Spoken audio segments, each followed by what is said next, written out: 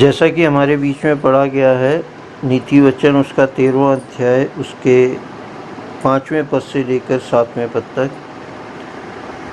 5वें पद में लिखा है, धर्मी झूठे वचन से बैर रखता है, परंतु दुष्ट लज्जा का कारण और लज्जित हो जाता है।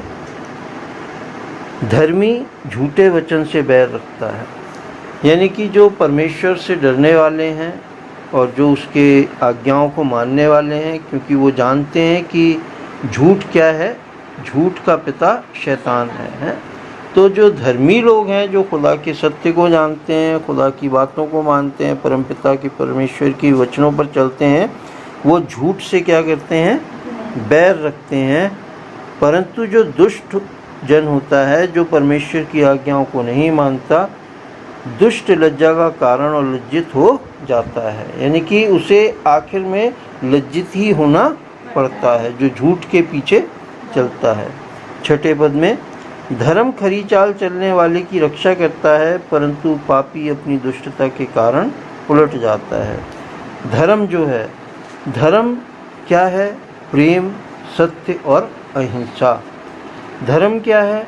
परमपिता परमेश्वर की आज्ञाओं का पालन करना। धर्म क्या है?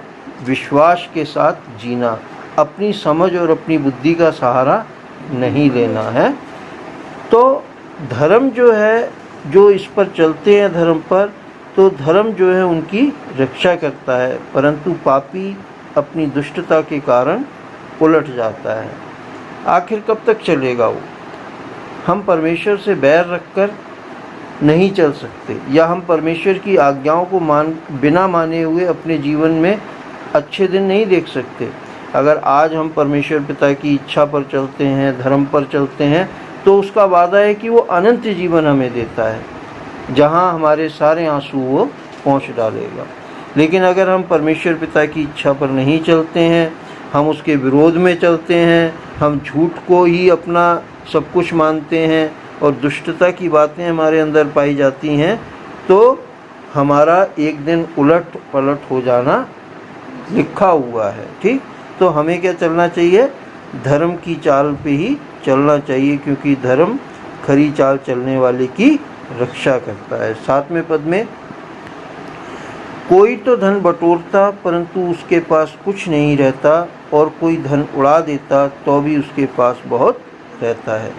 यहाँ हमें ये बात नज़र आती है जो प्रभु यीशु मसीह ने कही कि अपना धन कहाँ इकट्ठा करो?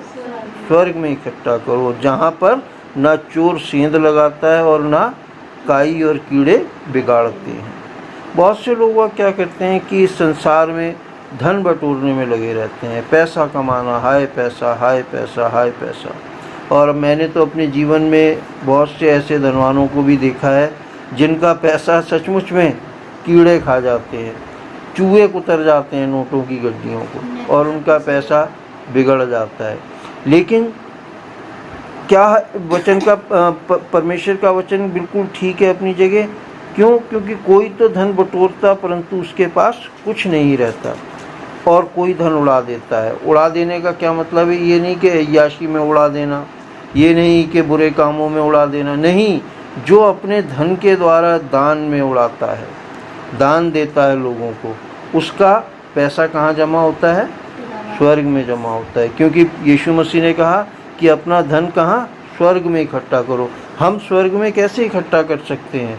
हम दूसरों की मदद करके कर सकते हैं, गरीब लोगों को दान दे के कर सकते हैं, किसी निसहाय की सहायता करके कर सकते हैं। तो हमारा जो कुछ भी ये धन उड़ाया जाता है, क्योंकि जो संसारिक लोग हैं, अगर उनके सामने इन बातों को कहा जाए तो वो कहेंगे, अरे नहीं भाई, पैसे को तो बचाना चाहिए, तुम किसी की मदद कब तक करते रहोगे, कोई किसी के लिए क्या कर सकता है। ठीक है ना, उनकी शिक्षा वही है कि अलग है ना। तो वो धन को बचा के रखना चाहते हैं, लेकिन उनके पास कुछ नहीं रहता है। लेकिन जो धन को अपने दूसरों की मदद करने में, दान देने में, गरीबों की सहायता करने में, किसी ज़रूरतमंद की ज़रूरत में अगर उड़ा देते हैं, अगर उन्हें वापस नहीं भी मिलता है, तो भी वो उनका जो पैसा है वो स्वर्ग में जमा होता है। तो हम इस प्रकार अपने धन के द्वारा स्वर्ग में भी अपने धन को जमा कर सकते हैं, लोगों की सहायता और मदद के लिए। तो हमें अपने जीवन में प्रभु के वचनों को ध्यान में रखते हुए केवल पैसे और पैसे की तरफ ही दौड़ नहीं लगानी चाहिए। जैसा कि आखिरी वचन 7वां कहता है कि धन बटोरने में लगे नहीं रहना चाहिए, क्योंकि अगर धन बटोरने में लगे रहेंगे तो कुछ भी नहीं रहेगा। लेकिन धन को क्या है, लोगों की सहायता में उड़ा देना चाहिए, है ना। तो उससे क्या होगा, हमारी कभी भी घटी नहीं होने पाएगी। परमपिता परमेश्वर के वचन के पढ़े और सुने जाने पर बहुतायत से आशीष हो। प्रभु यीशु मसीह के नाम में आमीन, आमीन, आमीन।